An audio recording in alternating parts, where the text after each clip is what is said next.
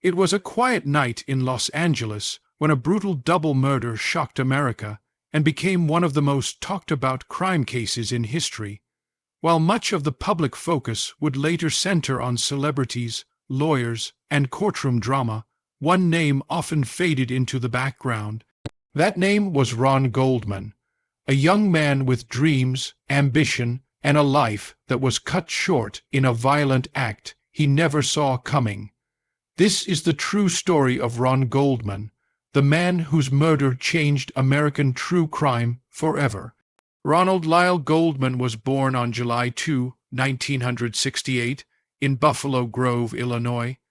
He was raised in a close-knit family and was known as a caring, polite, and hardworking young man.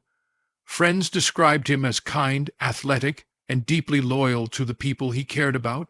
He loved fitness, enjoyed martial arts, and had plans for his future that went far beyond his current job. In the early 1990s, Ron moved to Los Angeles, where he worked as a waiter at a popular restaurant called Mezzaluna in Brentwood.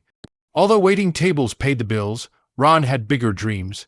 He wanted to open his own restaurant one day and was actively working toward that goal. Those close to him say he was disciplined, focused, and optimistic about his future. Ron Goldman knew Nicole Brown Simpson through his work at Mezzaluna. Their connection was friendly, not romantic, and based mainly on casual conversation and mutual respect. On the evening of June 12, 1994, Nicole dined at the restaurant with her family. Later that night, she realized she had accidentally left her mother's glasses behind. Ron, being helpful and polite, volunteered to return them. That simple act of kindness would unknowingly place Ron Goldman in the wrong place at the worst possible time. Sometime after 10 p.m., Ron arrived at Nicole Brown Simpson's condominium on Bundy Drive. What happened next would become one of the most debated and analyzed moments in true crime history. Evidence later showed that Ron encountered a violent attack outside the residence. He fought back.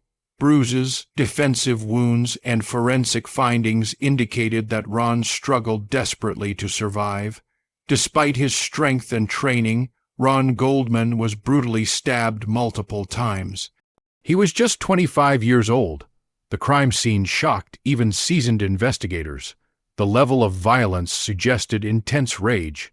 Blood evidence told a story of chaos and fear.